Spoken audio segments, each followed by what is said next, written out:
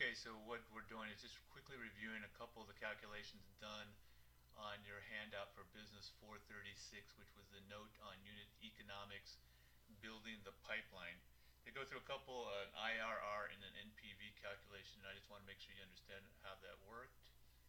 Okay, so here's the information. Basically, it's saying that pipeline monthly revenue at 1,000,000 gallons at 5 cents is 5 cents per gallon is 50,000 a month.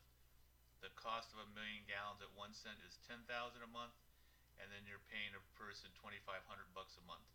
So you take the 50,000 per month revenue minus the 10,000 cost for the water and the 2,500 that you're paying in fixed period costs. That gets you to 37,500 per month, and then you want to multiply that times 12 to get an annual cash flow. Okay, so it says these assumptions give you a monthly pre-tax cash flow of 37,500, somewhat arbitrary. You decide to offer 36 times the monthly pre-tax cash flow, or $1,350,000 for the pipeline. Your calculations show that this sunk investment will generate a 33% pre-tax internal rate of return, which is IRR. Then at the bottom, it says, see if you can create a spreadsheet to verify this. We'll do it with a calculator. So just real quick, what you should always do is draw a timeline. This is for the IRR. And basically, you're paying $1,350,000 for the pipeline, and then you know that your net, after your revenues are 50,000, but you've got 12,500 a month in cost, 10,000 for water, 2,500 for the fixed cost monthly. Multiply it times 12 for the yearly amount. So you're going to have a cash flow of $450,000 per year. So you start out in year zero, you have a negative cash flow because you're spending $1,350,000. Then every year after that, you get $450,000. This is to calculate an IRR. Typically, you put in the number of years for your investment, like you'd have 5 cash flows or 4 cash flows. But basically, this is a perpetuity because it doesn't sound like it ever ends the way that they're making you calculate that. So then what you can do at some point, you can put in any number of periods and use 100, because those future cash flows are really worth nothing at some point. But to calculate the IRR, you've got to put in a number of periods. So what we'll do is we'll go through how to do a cash flow calculation real quick. Okay, turn on your calculator. I'm going to back this up just a little bit. Okay, turn on your calculator. All right. So the first thing you want to do is you want to hit the CF button for cash flows. Okay, you want to make sure that they're all cleared up there. So you got to hit cash flow first, then hit second, and then hit CE clear, and that makes sure that any cash flows that were in there before, any data is gone. So hit cash flow again. It's asking you for cash flow zero. Cash flow zero in this case was an outflow of $1,350,000. So you put in 1,000,000, put the plus minus to make it a negative. Now remember, unless you hit enter, that won't go in your calculator. So now it's entered. Now you hit the arrow key to go down. So you want to go to period number 1. Period number 1 is $450,000. They're all $450,000 now. So I'm just going to put in $450,000. Remember, these are cash flows to you, so this is a positive cash flow. 450,000. Now if you hit the down key to go to the periods, watch what happens when you go back up. There's nothing in the cash flow, because what did we forget to do? We forgot to hit enter. Remember, you got to hit enter each time. 450,000, enter. Okay, now you hit the down arrow. It's asking the frequency. Well, remember, this is a perpetuity. You get paid this forever. You don't want to put a low number in there because it might not totally calculate out everything. So put in like 100 periods. It doesn't change the calculation on a perpetuity. You just want to get a big enough number, especially when you're figuring out a net present value. You want to get a big enough number so that the percentage rate you use is already 100% discounted.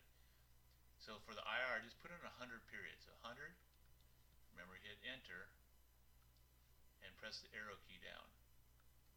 Okay, so now it goes to the second period. There are no second periods because we just put 450,000 for 100 periods. So then you want to hit IRR, and it doesn't have anything now, and you got to hit compute, and it comes out to 33.33%, which is what they said the IRR was, 33.33%. So that is the correct IRR. Remember, it's always good to draw yourself a little timeline, especially when there's uneven cash flows. Say this was 450, this was 500, this was 600,000, and this one was actually you had to put in another 200,000 or 2 million of your own, then it would be a minus 2 million. So it's nice to draw these things out first so you know how to put the input the things properly into your computer or to your calculator. Okay, then the last problem is a net present value problem. And that was on page 1, that first one I just showed you, of that note on unit economics, building the pipeline. Okay, so back on page 16, they ask you this, or they give you this information. It says for the water pipeline, the capacity is 3 million gallons. This is where maximum reward, what can you make as a maximum reward? Well, since it has a capacity of 3 million, they're just trying to figure out what your maximum reward is.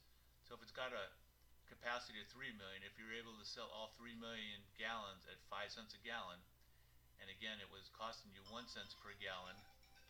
Let me get rid of that real quick. Okay, and then you still have the $2,500 a month fixed costs. So your sunk investment is still the same, $1,350,000. Your variable cost is 1 cent per gallon. Your fixed cost is the $2,500 per month. And so they want you to figure out what your return on investment is.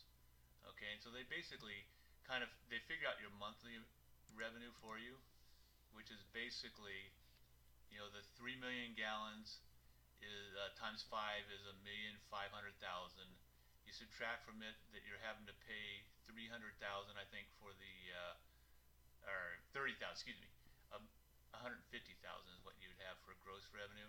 You subtract 30,000 for the cost of the water, and then 2,500 per month, and that gets you to this 117,500 cash flow per month. Okay, so now you're getting 117,500 per month, and they give you this. Since they want you to figure out net present value. For net present value, they got to tell you what interest rate you're going to discount it at. And remember, the discount rate is basically just someone saying, I need, in this case, a 15% return for this to. That's what I want to use to evaluate this investment. Kind of like what you did at Red Hill, you had a certain percentage you had to plug in, and if your net present value comes out positive or above, then that means that it's at least meeting the 15%. If it's even 0, it's meeting 15%. Anything above that, you're getting above 15%. If your net present value comes out negative, then you're not even getting the 15%. So what you do is you just go and plug the numbers in to the net present value, which is basically the same keys. Okay, so here's the numbers. Again, make a timeline. Okay, so 1,350,000. Remember, this is negative. That's your first outflow because you're paying 1,350,000 for the pipeline. It's 117,500 a month times 12 because you want to get this on an annual basis. So it's 1,410,000 per year of positive cash flow in perpetuity. Okay, but they give you the discount rate. So now we still have the IRR and what we didn't put in for the IRR, so we want to get rid of those. So we hit cash flow, and then we hit second, hit CE twice, and now if we go to cash flow again, there's nothing in there. So we could have kept the numbers in there, but I just don't want to confuse that right now. We could have kept some of the numbers in there. We could have kept the outflow, the initial outflow. The cash flows would be different. Okay, so, and they said that they want a 15% return. Okay, so again, this is a perpetuity, but I don't know if you remember, but our conversation in the car the other day was talking about the higher the discount rate, the quicker farther out payments, because this keeps going, 1,410,000 forever, becomes worthless. Because at 15%, basically after 6 years, you've reached 100% discount. 6 years would be 90, so say almost 7 years.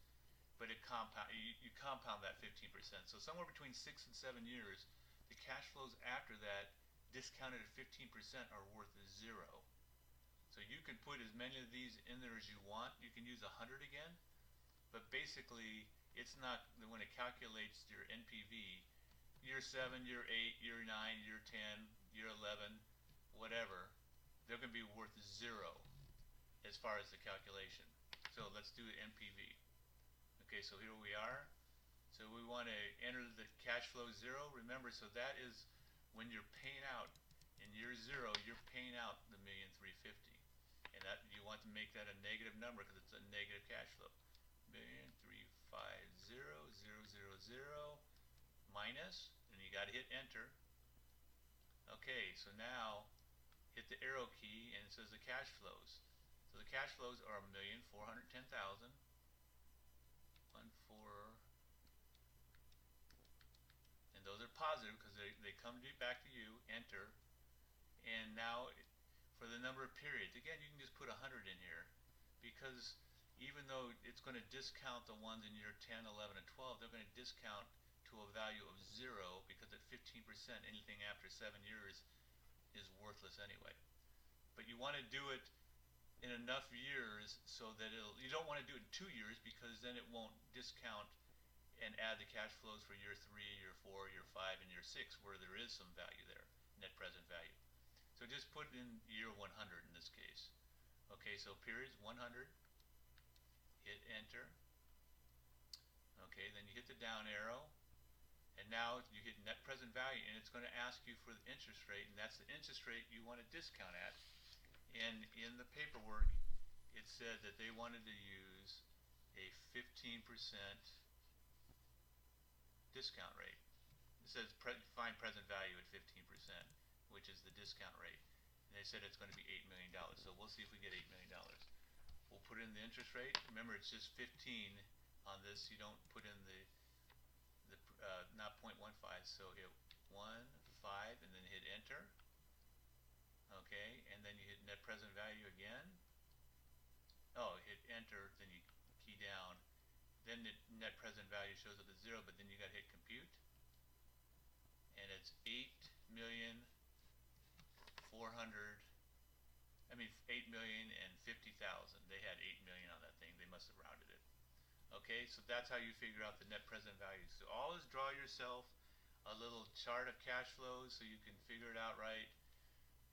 And remember, we talked about a discount rate.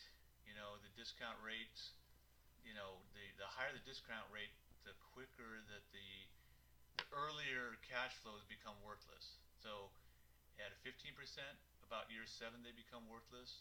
If you had a 10% discount rate, after about 10 years they become worthless, because think about it, 10% discount rate for 10 years means you're at 100% discount on what you're discounting, right? It compounds, so it's actually a little bit less than that, but you get the idea. Okay, if you got any questions, give me a call. Hopefully this helps. Bye.